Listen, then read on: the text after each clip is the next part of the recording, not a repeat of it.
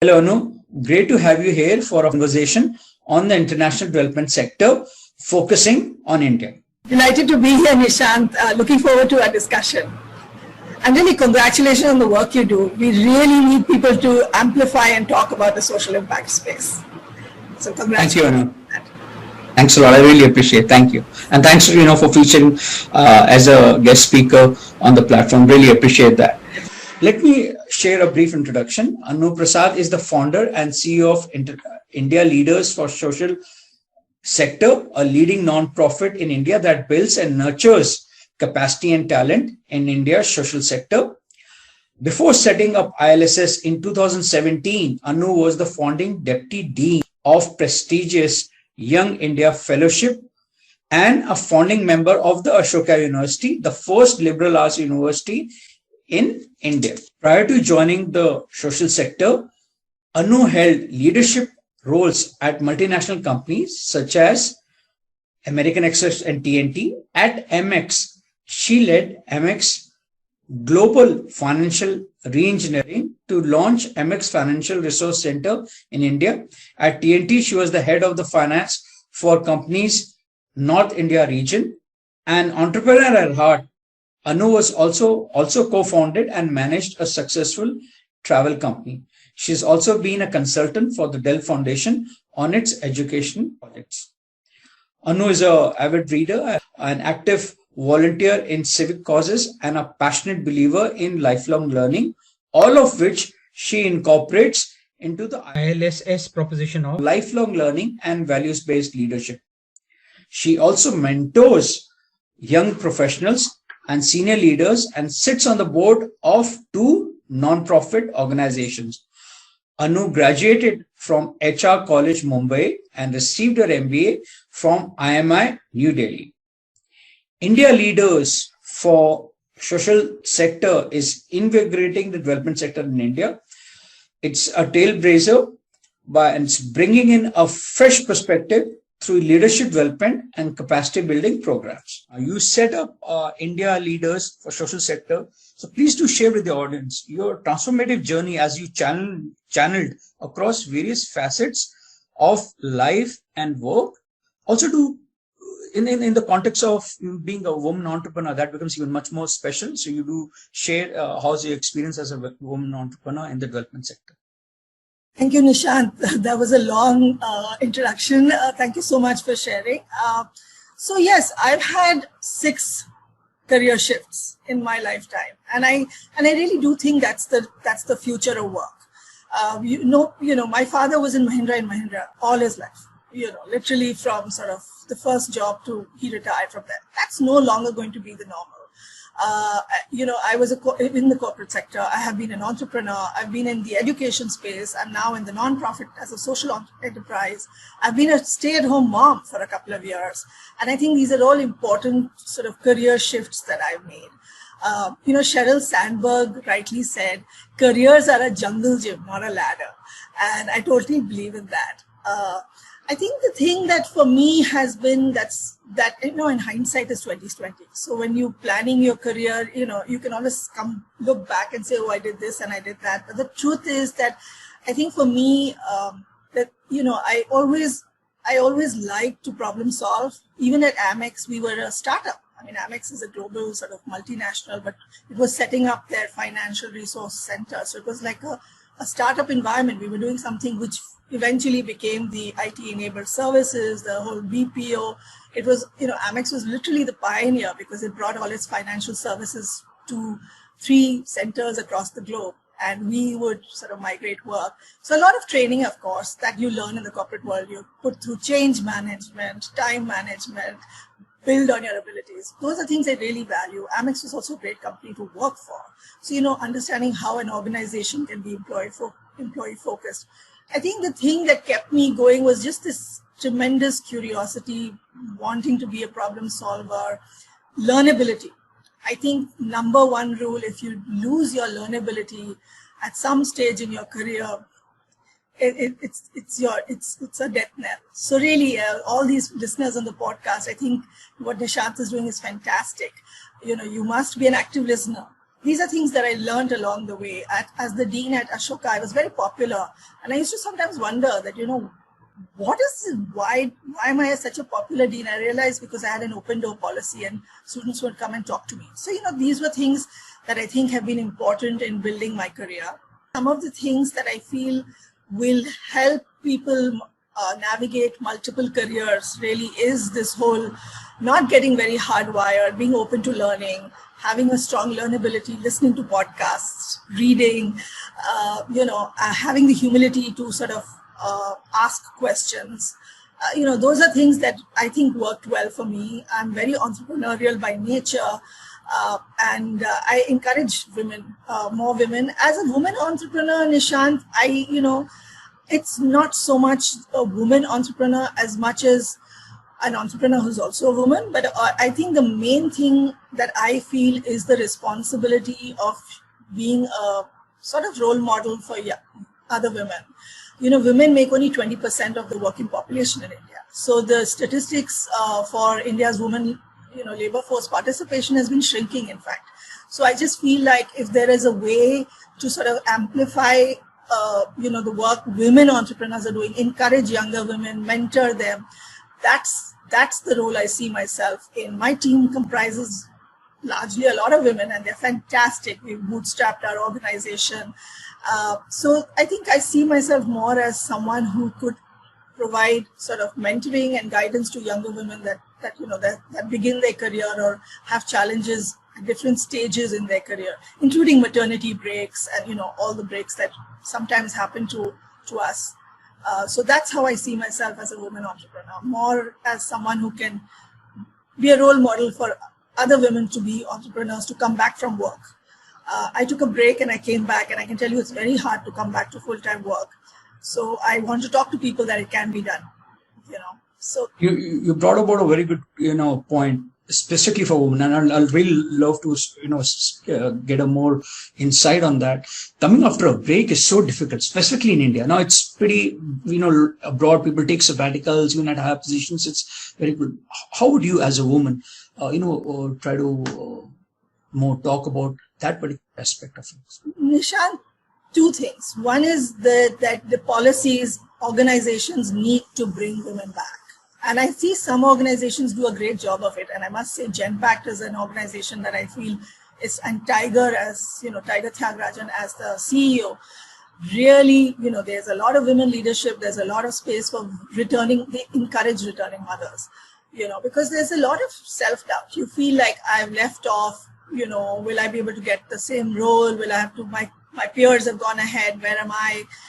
But my submission is come back. Even if you have to take 2 steps backwards to take 4 steps forward, come back to work. Don't let these things matter. Like I said, careers are a jungle gym. They're not like linear. So I think organizations have a responsibility for encouraging women to come back to work. And I was really lucky, when I was coming back to full-time work at Ashoka. Ashoka was a startup at that point. But there was a lot of I had a lot of imposter syndrome. I felt like, oh my God, I've been out of the workforce for a couple of years. How's it going to be for me full-time? And I think there was the founders were fantastic in sort of bringing, encouraging me and bringing me back. So I would wish that for all the women that sit at home. At ILSS, in fact, when we run our programs for the development sector, we are always looking out for returning mothers to go and come and work in the social sector, because we need talent here. And, and I think women who take a break really need to come back to work. So, you mentioned a fantastic point here, and now I'll take a cue. You want women to come back, and for that you have a wonderful program. Now you're doing something very unique in India. There are people, but you come out with a very unique proposition, I would say, leadership program. Now that's the flagship world-class initiative of your non-profit. Now, I would love to quote, I love one of your lines which you, in one of the videos, is ILS has been designed as a bridge between senior corporate talent to repurpose their work. Now, that's very interesting. That's somebody's talking that in India, which shows that at least the mindset is changing in India.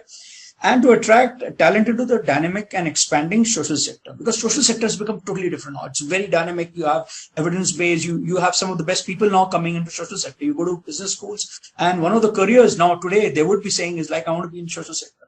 Now, as a thought leader within the India social sector, and with your background also within the higher education space, please discuss how the ILSS leadership program is positioned your cohort and alumni to tackle challenges as a potential leaders in the ever-changing social ecosystem. Oh, absolutely. Thanks for asking this question, Nishant. ILSS, there are several things that led to the building of ILSS flagship leadership program. One was, as you rightly said, I was at the Young India Fellowship Program, and this was in early 2011, 12, when I realized that this very bright young people that are going through the Young India Fellowship Program are not necessarily interested in a corporate job.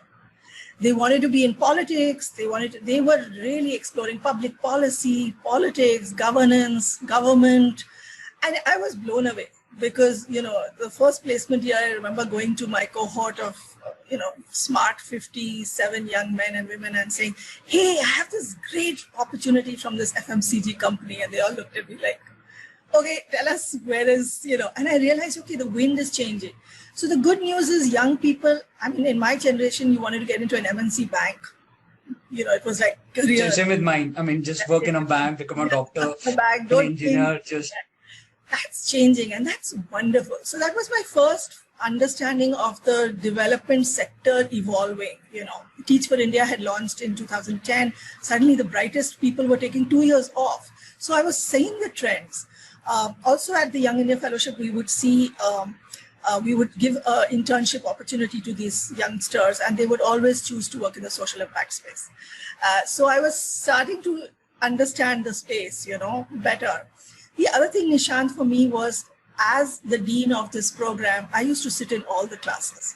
I didn't have a liberal arts education. I did a BCom, which I was made to decide at 16. I don't think I'm a BCom person at all, really. I should have been allowed to explore and then decide what I want to do. So I felt really badly that in India, lifelong learning doesn't exist.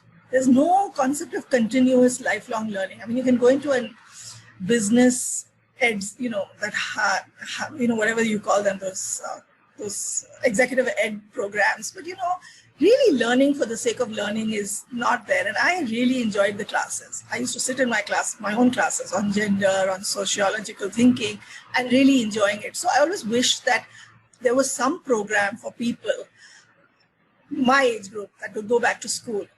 At ILSS, really, it's, as you know, it's for much older people, 10 years plus work experience. And mostly we get them at 20 years, 25 years average, that come into class and sit and study. And they go through an understanding of India's social sector. But I think the way we designed it is the development sector, as you rightly said, is coming into a lot of funding. That's the good news. CSR, billionaires, high net worth. It's evolving, it's growing. But India, till 10 years ago, and maybe even now, is a lot of small NGOs across the country. There are not too many big non-profits, like BRAC in Bangladesh is a 6,000 crore, biggest non-profit in the world. India has only 100 crore NGOs, maybe in your handful. But how do you grow? You need skill sets to really build an organization. It can't be founder driven. It has to be a leadership bench. So we thought, let's bring people who've already done that in the corporate world, who are feeling like something is missing in my life. I've done banking, I've done FMCG, I've done sales, but I want to do something for my country. I don't know how to do it. And I can't wade through Dharavi in a rolled up jean. I can't do that, but can I do something which will leverage my skill sets? I can't be maybe at the grassroots level, and that's great too, but maybe I could do something. And so that's the birth of ILSS, that there was funding, there was a need for people with skill sets, governance, finance, technologies, communication, compliance. There are so many, hiring, best practices, fundraising, sales. There's so many things that one can do in the development space to grow an organization that we could develop within young people of course, through training, but also see if there are people who have that, who are willing to make that journey here. So in a way, we designed it in the way that I would have liked somebody helping me when I was making that journey into the development sector. So, what is it that we'd like to understand? So that's the genesis of this. And quite frankly, we've already moved so many. Tata Trust has very senior leadership, Piramal Foundation, Educate Girls, you name it, and ILSS leadership is there already. So that's amazing thing. Because I can, personally resonate. At one point in time when I was working with ICICI Bank and this was rather going for a second MBA, there was a huge thing in me, like, how do I go into the social sector? Because I'd met somebody from Give India. And your program, I would say how it puts people from a different sector, another sector. And that is a great thing, which is one thing which is lacking in India. If you go abroad, people do move careers and, use a stepping stone to go into much wider, broader things. No, Nishant, absolutely. I have had senior people call me and tell me about this. They want to work in the social sector, but they say, Anu, we don't know what we don't know.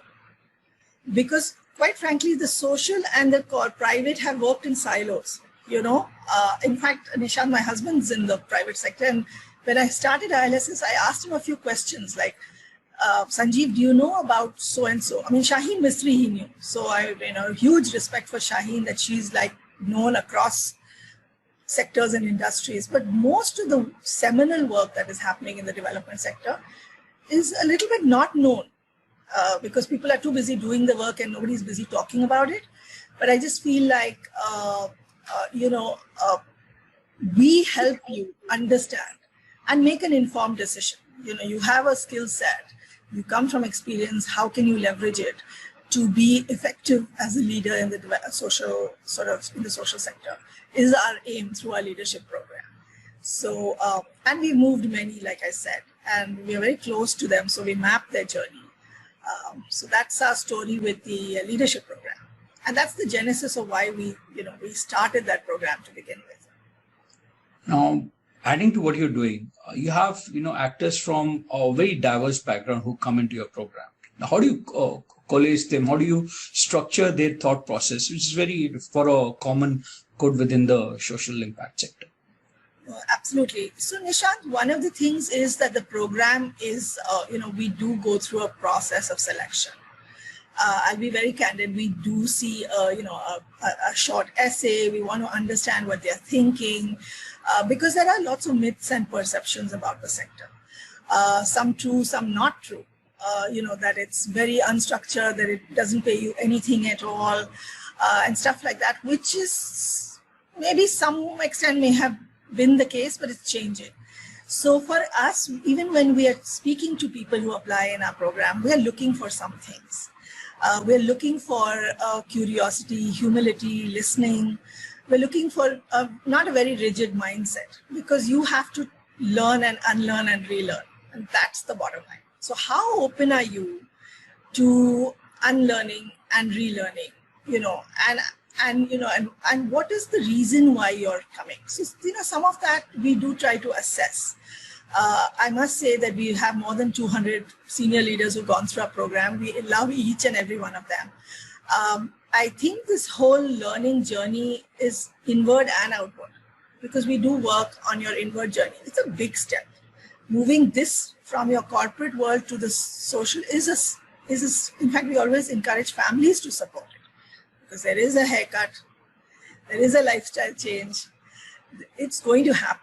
The rewards of the work you do are tremendous. The highs are very high, but the lows are very low. There's a lot of deep, things that can be slow. Because we always talk about people who were in the India's national freedom movement in the 20s and 30s, never saw may not have seen 1947, but were a part of a larger cause. And that's the way you have to think of the social sector. It's almost like a second sort of freedom movement in our mind. It's an act of patriotism, I'm always saying. You may not see that poverty ends in India, but you're working towards it. And so it'll be a long, drawn process. You need a lot of patience and stuff, but the rewards are very high. So we're looking for these things. We keep emphasizing them through the journey of their learning, and keep helping them through even after the program. We don't stop working with them through coaching and through mentoring. We support their journey onwards because we're not here to do a learning program. We're here to move the best talent in the country into the development sector. That's our real goal. We are like brand ambassadors for the social sector. We feel like everyone should be here. Each and everyone should be engaged. Just to sort of, add on, now you said you have your own screening process, but do you sometimes feel that getting people from across very diverse backgrounds could be a bit tricky when you're have you observed that in your leadership programs? Just to, have an idea on that. I mean, not tricky. It's ultimately all these people that are coming together as a cohort have the objective of exploring another area. So they may be in different stages of readiness. Some may be really just exploring, and some may be, I want to move tomorrow. Okay. So, we do have a spectrum of, readiness to move or how much you're exploring. But, there's a common goal. They come from very varied backgrounds, sales, technology, how varied they can be, including returning mothers. We always try to bring some of them to armed forces, bureaucrats, really wide, but people who have the goal of trying to understand the sector with the hope that they will contribute voluntarily, or through advisory board or through full-time transitions. So I think that common goal keeps them happy to even know each other and learn from each other. It's a trusting group we create, and they support each other even now. I mean, I have now, like I said, I have 10 cohorts running, more than 200 people. They're really very supportive of each other's journey. They become quite close, and that's good. We want them to be a network within a network. So that's important for us. Yeah. And Anu, from your experience, do you see among the leadership talent in social sector, when you compare it with the global sector, significantly, specifically in advanced and emerging economies, do you see any gaps? And if those are gaps, do you like to elaborate? There are gaps in leadership talent across the globe, Nishant. It's a challenge everywhere. But I think in different stages, like if you have to map with the US, I'm sure that, the US is more evolved as a society than India is. However, I do also feel like, and things like fundraising in the US, Stanford University has 500 people in their fundraising team. They raise billions of dollars, billions of $40 billion endowment at Harvard. So they've obviously elevated that whole development, resource mobilization, fundraising. There's a lot to learn from them. But I think leadership is a struggle everywhere. I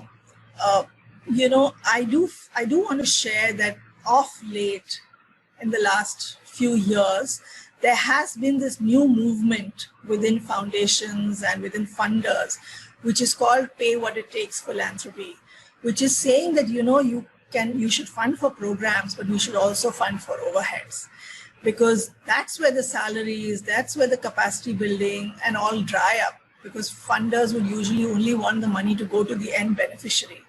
But how are you going to sustain an organization if there's not enough funding for overheads, So I think that's changing. And that's a very well, and there's a Bridgespan report. Bunch of foundations in India have come together, A.T. Chandra and it'll give foundation, and they are saying we will do this pay what it takes philanthropy. So we'll fund for capacity within the sector, which is a very welcome move, because that's when you can pay better salaries, you can pay for some capacity building, some training. I mean, at Amex, I got so much training. Almost every 6 weeks, I was sent off on training. I mean, everyone was. In the last decade of being in the social sector, I've been for, there's no budget for training really, So I think these are really welcome moves, because that's when you'll attract, the best talent. You can invest in them, in their learning and so on. So that's a welcome move. Is even the pay scales are getting much better. They're getting aligned with from the private sector, Right. Right? Yes. And you really talked. That's true. I mean, It's a haircut, but it's not like you're not bald. So maybe like a shortish haircut, but it's fine. It's getting much better because who do feel like you need to pay people for talent, So that's good. That's all good news.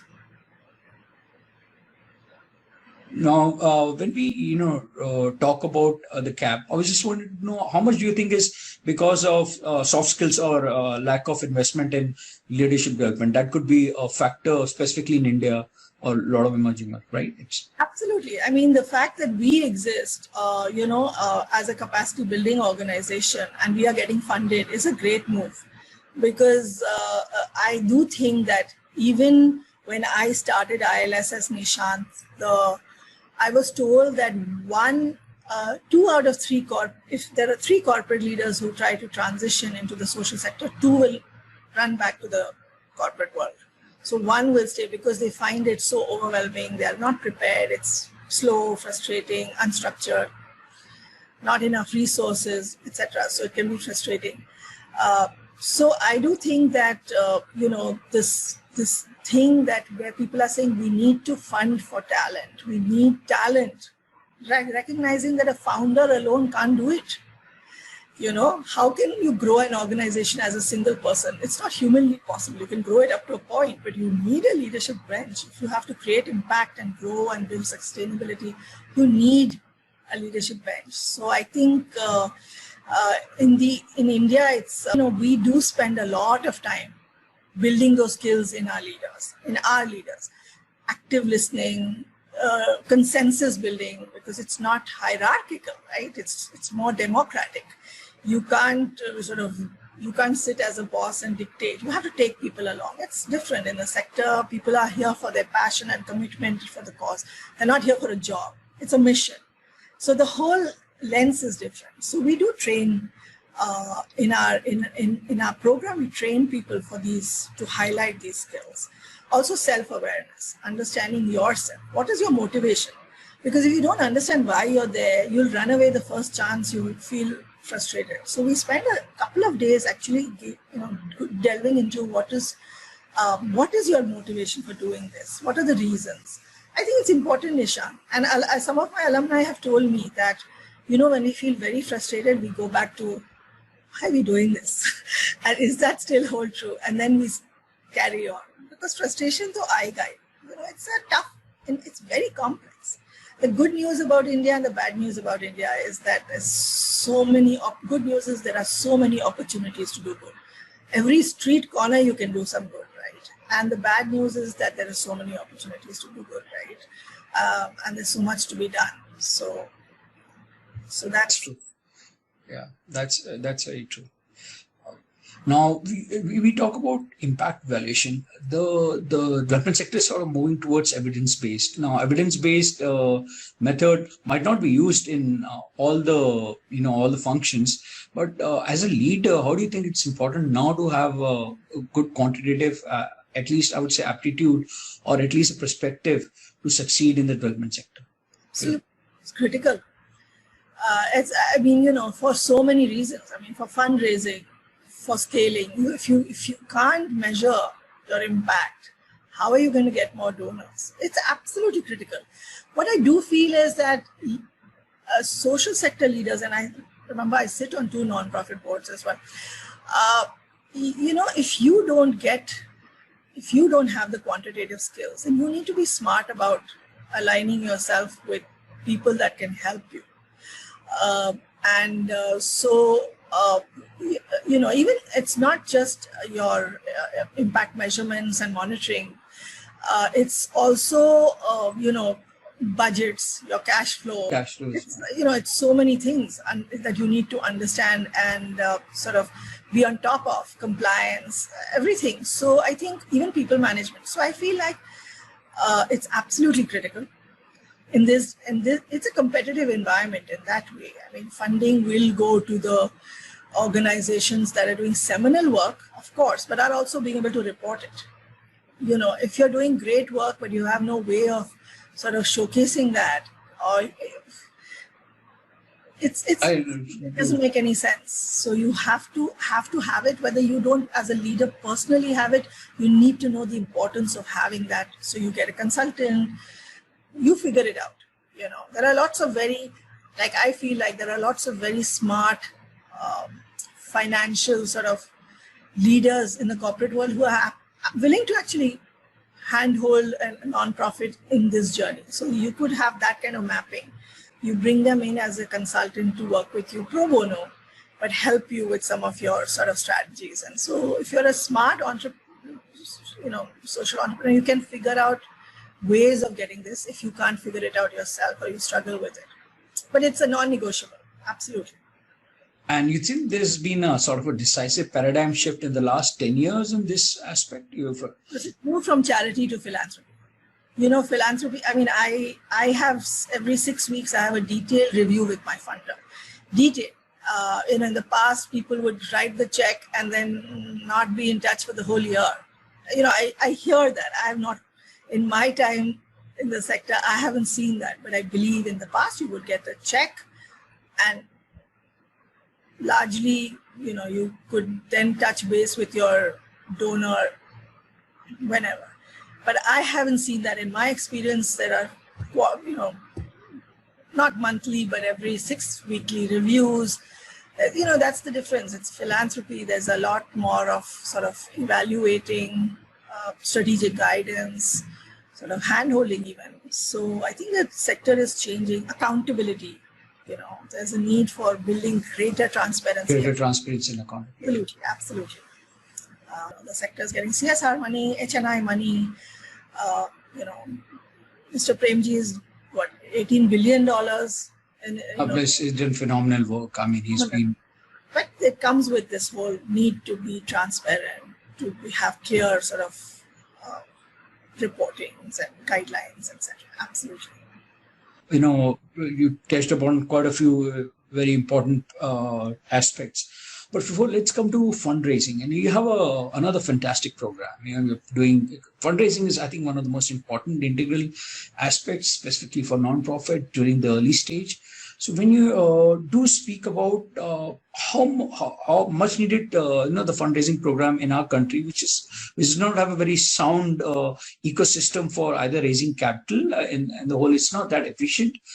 How does this program come in? And also do touch about the tools within this learning program, that enables multiple entities to go out there and succeed in their holistic endeavors.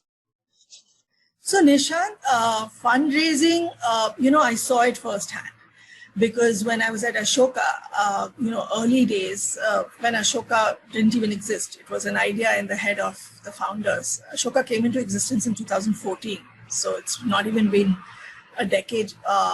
But before that, 2011 to 14, we were trying to raise funds, but it's a crowd-funded effort, right? Ashoka doesn't belong to any one person. It's many people who've put in money, and that's how the university came into being. So I had a ringside view of what a smart group of people can do to raise funds for a cause that otherwise seems so difficult. How do you set up a whole university with no big corpus underneath? So a bunch of people putting in some money. And now Ashoka has in the last 5 years raised 1,500 crores. Aim is to raise 7,000 crores. So that was always there, that I saw it happen in like 3-5 years. And when I came into the development sector at ILSS, of course, there are 3-4 very big pain points in this sector. And if the sector really has to become robust, it needs to build talent, which is what we were trying to do through our leadership. But the other really big pain point is fundraising. Because if you see, like I told you, there are only a few 100 crore sized organizations. Leave alone, most are like 5 crores, 2 crores, 1 crore, very, very, very small. And and the other shock for me was how some organizations that have been around for like 20 years, 30 years are still at a modest budget of 25, 30 crores, because quite frankly, nobody likes to fundraise. Founders do seminal work, that they like to do the work they're doing. They have to fundraise and they will, but it's not something most people like to do, even globally. This is not, I was watching a TED talk once on fundraising, and the lady who was speaking said, fundraising is the other F word, and that's true. Even when we did our intense research, because every time we feel there's a problem, we don't just go out and fix for it. We ask about 100 people, is it really a problem? Are you really struggling with fundraising? We think it's a problem, but do you think it? And everybody said it's a problem. And so what we did was we realized that we need to showcase people who are really good at it. Like Ashoka University, Ashish Dhawan and Venkat, these are two people who are driving fundraising at Ashoka. They're really good at it, right? If they've raised 1,500 to 3,000, whatever the number is, in 5-6 years, it can be done, right? So we actually did a conference. We had, we called 20 leaders of the sector to speak about how they've fundraised. So Safina Hussain, who's done a phenomenal job in less than a decade of building Educate Girls. She spoke about how she fundraises. Atul Satija of Nudge, phenomenal, leader, Nudge and Give India. Just fantastic work. So we actually had people speak about how they fundraise, and it was a sellout audience. So we realized, okay, this is something that people need to learn. What was really surprising was it was in the middle of COVID last year in August that we launched our program, and we were like, oh my God, funding is drying up. All the funding is going into COVID relief. Who is going to sign up for this program at this point? But the program was sold out, because I think people in the middle of a crisis realize, what, we need to learn. And if we don't learn, we'll be sunk anyways. So let's make this investment, because the idea is that, you invest in learning so that you can grow 2x, 3x, 4x in the next 3 to 5 years. So that is what our fundraising program was. It's really best practices, tricks, database management, how do you do research. We really handhold this community through understanding what are the ways of getting international funding. How do you manage your donors? What are some of the best practices organizations do? The good news, Nishant, I must confess, is that the sector is very open to teaching. So, one would think with fundraising, there would be this scarcity, this is my knowledge and I'm not going to share it because the next person will come and take away my share of the pie. But the truth is, we have not even begun to touch the pie of philanthropy. If you just look at temples. Yeah, I mean, the amount of money, really. I'm very happy that you brought in that. I feel in India, people are not asking enough. And when Atul Satija says, pay till it hurts, give till it hurts, he says, I feel like we're not asking. In the US, you can go to an Ivy League college, Stanford, pay so much money for that education, and next month they will ask you for a check. Next month, you graduate this month, next month as alumni, they'll be asking you for $100. They are elevated level of askers, and in India, we don't ask. So for us, the fundraising program was also just teaching you that, fundraising is essential. You don't like that job as a CEO, you hate it, you've got to do it. And got to do it, almost 60% of your work should be fundraising. 30 to 60, let's say that. But literally saying it's that important. And what are some of the things we do through the tools? The program is comprehensive. We do a lot of of course, we have domain experts. We, do a lot of sharing of, tools, research tools. We have a lot of stakeholder management kits. We share a lot of tools for them to work with it's a long program. It's almost 4-5-6 months of work. There's a lot of peer work as well. And also we do map their success stories. So, if people start raising funds after they have learned something, they actually come back and say, hey, we used that and we could raise this much money, and then everyone celebrates. So we definitely want people to start using all the the tools that we share with them. And get back to us on how they, because for me, it's also reporting back to my donors that through the fundraising program, the participants could double, triple their annual sort of ask or their annual budgets. So we're very excited to hear that. So that's our story with the fundraising program. Yeah. I can identify a few things. I actually worked as a telephone caller in Michigan when I was in my OPT looking for a job. And I did myself a crowdfunding event for my startup. And I'm planning to do another one. So you're absolutely right. You're talking about new digital ways which has come in, which just sort of changed it. Nobody could have thought of crowdfunding. Like you rightly said, America or Europe are so sophisticated, but China has done so good using crowdfunding as a unit. I mean, they specifically in philanthropy, they've used it, and now India is going in. And you're right. I mean, maybe there's a lot to be done, but at least philanthropy started rising in India. I think we lead in South Asia in ways, and there are a lot of events also being done. And when you look at over your experience, do you think there's been a slight mindset change for the positive? Now people are more giving. At least when you ask them, they are more giving. And has their attitude changed, evolved? I think so, but I also feel like pandemic giving was, there's every time there's a crisis, the giving does go up because people have a more. People have, yeah. But I think the asking has also gotten better, because. More sophisticated, much better. I mean, more channels. Yeah, more channels, the Milap, the Keto, just everyday giving, even what Venkat Krishnan does, which is that Daan Utsav, just getting people into a giving mode. I see very young, some of my students who must be working 3-5 years are actively giving philanthropy. So I think this culture of giving is getting better. And I think the sophistication of asking is getting better. So I think it's both. We've always given. I mean, historically, there were philanthropists who funded our freedom movement. I mean, and so and Gandhiji was a great fundraiser.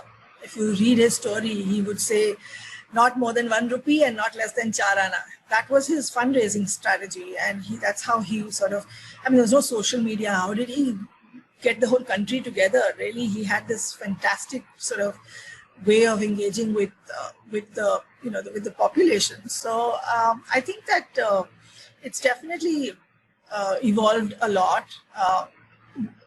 We need to keep the momentum going in because once the crisis ends, people should not go back to not feeling like they need to do more. And so I think it's on us as the people from the development sector to keep that engagement going, keep asking, and maybe encouraging people to give till it hurts. So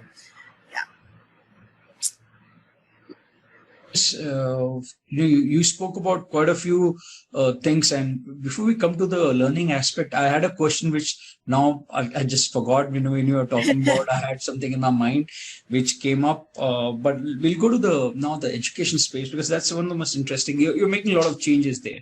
That's right. But yeah, I was wanting to also just check. You talked about fundraising. How about a lot of people now want also to be self-sustainable? Non-profits are going to it, they become social entrepreneurs, or try to get their own means of funding. You think that's evolving in India as a very important aspect? And evolving as in there is funding for social impact work, or as a self-sustaining organization wherein you rely less on fundraising. In the development sector, you do realize, but you want to be making your own profits. You want to make your own absolutely, like a for-profit social enterprise. For-profit. Absolutely, enterprise. I think there are incubations and incubators now encouraging lots of social entrepreneurs. There are spaces that will fund you, at least seed fund you. ILSS is one. I mean, we were incubated at Central Square Foundation. And the aim is that eventually we do become a self-sustaining organization. I mean, we're not there as yet because we have ambitious plans, but it's an investment in the organization. So I absolutely, in fact, I wish there were more social entrepreneurs, because there are organizations actually looking to help handhold them, incubate them, and grow them. So there are huge opportunities now here to start looking at building social for-profit enterprises. And in fact, many nonprofits also have a hybrid model. They run a non-profit, for some of the work, and then they also have a for-profit, maybe consulting or some work that they do to sort of build sustainability. So there are different models emerging, and it's all good news. So Anu, now you have a considerable experience in enabling social change and impact. Now through quality education, you have a lot of experience. Your startup actually got incubated by Center Square Foundation. That's a pioneer in facilitating quality education for the masses, for the less privileged or marginalized community of a society. Now, you are trying to do a top-down approach. You're putting up the next generation of leaders within the social sector. You also had a rich experience. You consulted for Dell Foundation. Now, how do you think that top-down approach, getting the next generation, is going to impact over the next? This is a forward-looking, futuristic question. Over the next, let's say, decade, or when we're looking at the sector. So we do have with the leadership program and getting senior talent from across the corporate world into the development world was really one of our programs, but we are very focused on building leadership within the social sector. So while we've got the fundraising program really aimed at like a 2 crore sized or a 3 crore sized NGO that has a very ambitious, smart, young leader, and how do we make him a 20, 25 crore by teaching him how do you fundraise effectively. But we are also doing a lot of other capacity building for the development sector. So I think that the very fact that there is a training available and there is an awareness even between funders that you need to help organizations not just through funding but through other support to help them grow is a very good thing. And many foundations are doing that. They are actually supporting not just with money, they're supporting with their advice, their guidance, they're supporting by funding. Like a lot of foundations have funded their donors to come into our fundraising program. Because quite frankly, if they learn how to fundraise, their dependence on them might reduce. It's always good, right? So I think that the shift is really people are not just giving money, they're also giving their expertise, their guidance and support, or helping NGOs with other support. Because to scale, you need definitely an ecosystem. You're building an ecosystem. You need that support. You can't do it otherwise. And so that recognition that this is the needs for an organization that's doing good work is there. And so that's, so for ILSS, it's top down. Of course, we had first started with senior leaders and removing them. But I feel like after 5-10 years, we'll have a whole cadre of fantastic young leaders who have just come out of just from the development sector, and so I feel very optimistic about India's development sector. We have the smartest people solving for the most complex problems in the country today, mission-driven, passionate, wonderful. That's why, Nishant, I'm a very optimistic person because I daily meet them and on a daily basis, they inspire me. And I find my program is deeply inspiring because these people get to meet them. These corporate leaders get to meet these fantastic social sector leaders and they're like, wow, this is so inspiring. It is inspiring. And I really love one of the insights that you gave is the sort of budget of organizations is not very high. You look at the US, you had Gates Foundation coming up. You look at even China, Ethan Price is giving millions of dollars as a prize, right? Are we really thinking big? In this next 10 years, do you think there's going to be a lot of consolidation? There will be a lot of, Azim Premji is a legend. I have deep respect for him. But it's not just driven by one person or, a couple of or 10 colleagues. Are we going to get that mindset of coming up with organizations which are going to go all the way to billions of dollars? Are we looking at that potential for the next decade or so? I do see that. It's already happening, Nishant. So we are seeing that in the way multi-stakeholder platforms are coming together. So I think the understanding that you have to come together and collaborate and to solve for some of the most complex problems at scale, you can't go it alone. So I think collaboration, multi-stakeholder platforms are already things that you're seeing happening. Maybe COVID expedited some of it, or maybe it was always going to be there. But this is the good news. Why reinvent the wheel? Why not collaborate? After all, we're all working for a larger good, right? We're all looking to end poverty, or we're all looking to end inequality. So what is the whole, this is mine and that is yours? Let's come together, that abundance mindset. We also see it in the fundraising program that, this whole thing of there's more money out there.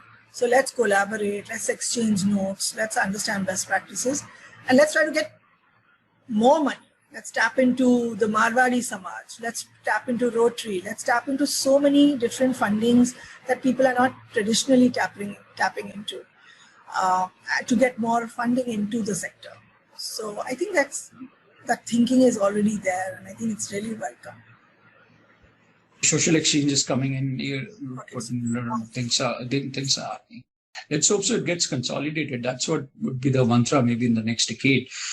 You talked about also we are all going through a crisis, a pandemic crisis. It's very global. The education sector has evolved. The online education sector as a medium has evolved. How do you think it's going to go forward in India? So first I'll tell you a little bit about what happened to us, because we ran a residential program and our leadership program. It was in residence, and we sat around waiting for this COVID to leave last year. From April, May, June, July, August, we realized it's not going in a hurry, and we can't get people together, especially senior people, so even more sort of susceptible. So we moved into a hybrid or a blended and now virtual model, and it's worked really well for us.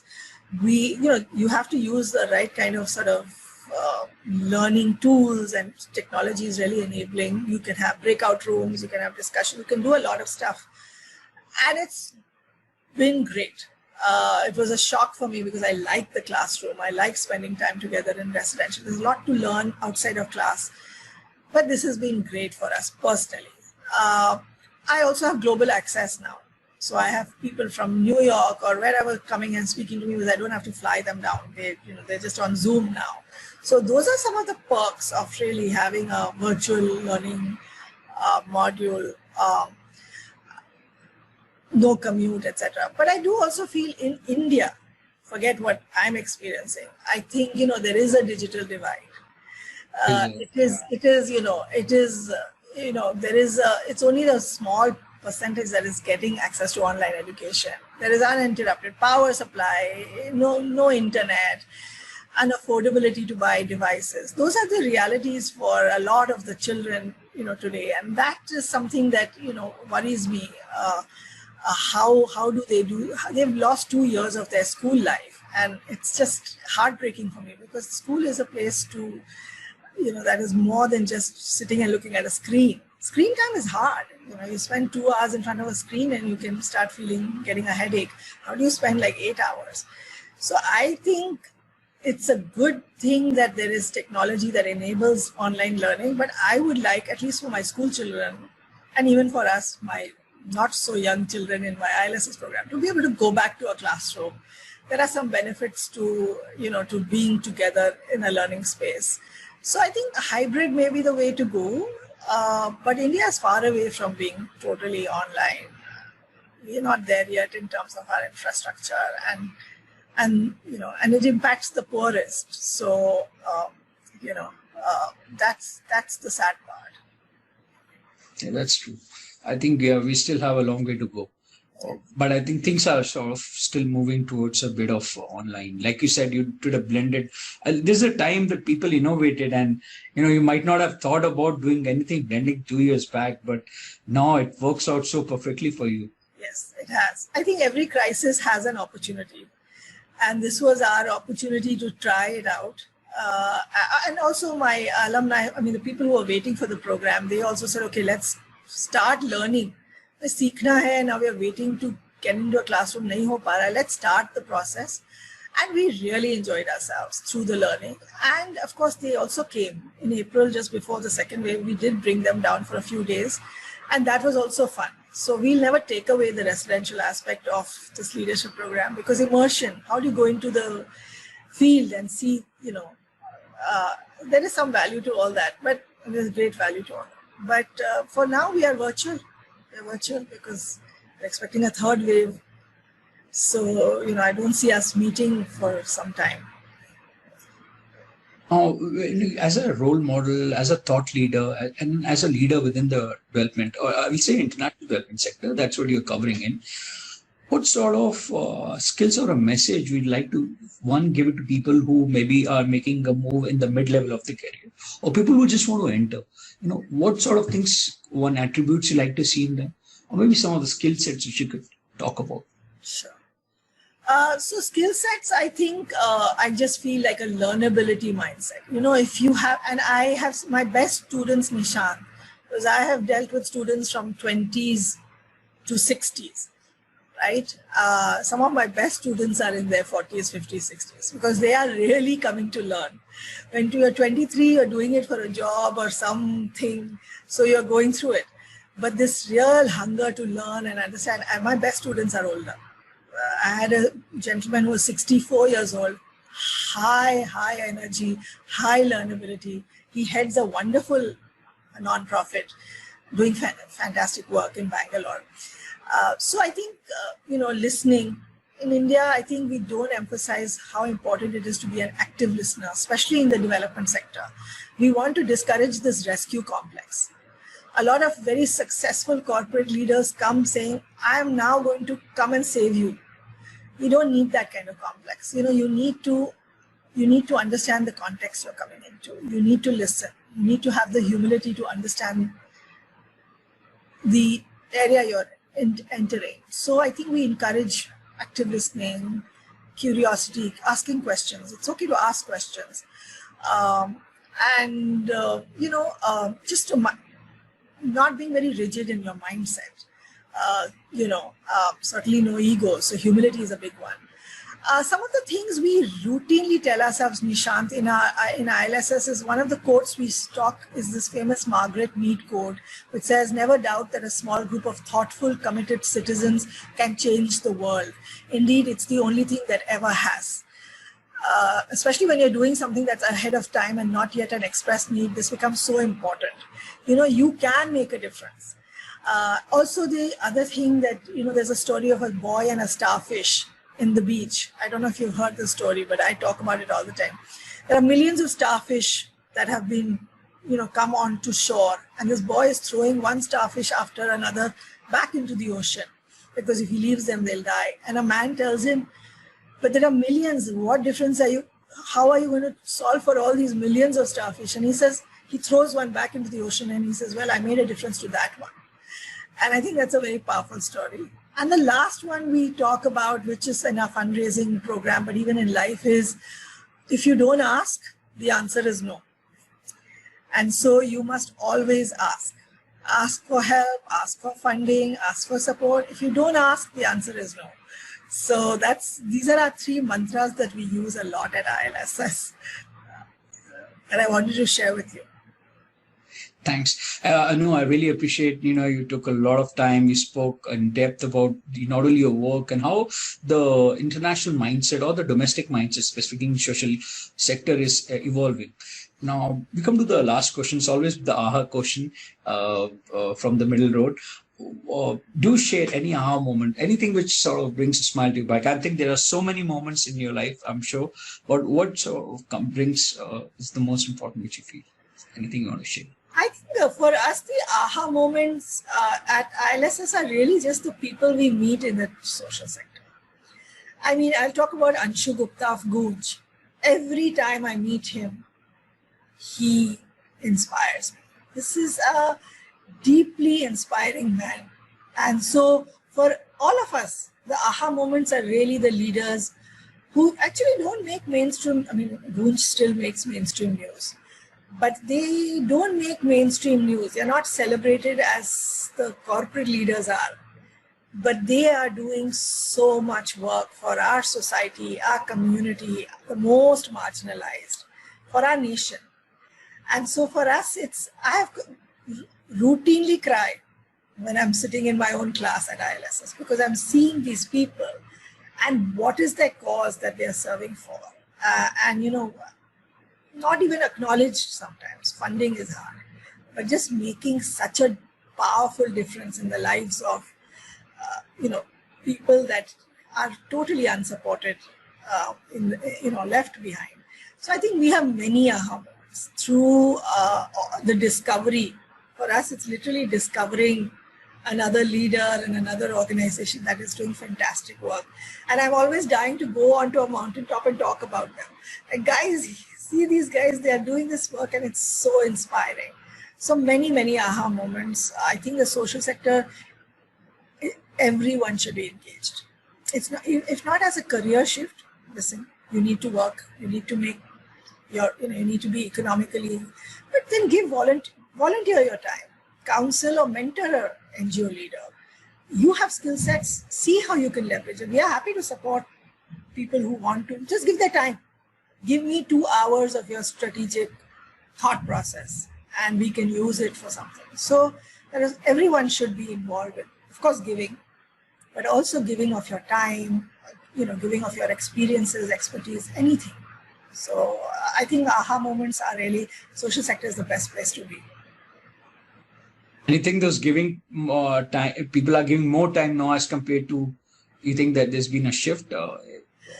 I mean, we certainly encourage it. Nishant, when we started ILSS, we didn't know where these leaders were. We thought there might be some people wanting to move into the social sector. We didn't know them. They were just in our head that honge. Like we felt about moving, there must be others. ये तो अब वो हो गया story कि मैं अकेला चला था मंजिले जानब मंजिले और कारवा लोग आते गए और कारवा बढ़ता गया. Now we are close to 250 people. I mean, it's a lot of people that are, we joke that 200 people with 20 years of work experience, we're bringing sort of 4,000 years of experience into the sector. कुछ ना कुछ तो बदलेगा. कुछ तो बदलेगा, so and India में तो बहुत बदलना है अभी, तो we are just hopeful that we make our little bit of a contribution in this way. I think, yeah, you rightly mentioned, we need to just make our contribution and we just hope for the best and let the nature do the rest. That's how it happens. Create a system, you create an ecosystem and just leave it to the people. I think more and more people get motivated. Mindset is changing. The Generation Z, the millennials, they have sort of a different, they've seen better times than things have evolved. Things have gone better. Thanks a lot. I really appreciate giving time and sharing your thoughts. I really appreciate that. Thank you, Nishant. Thank you so much. I really enjoyed talking to you. All the very best.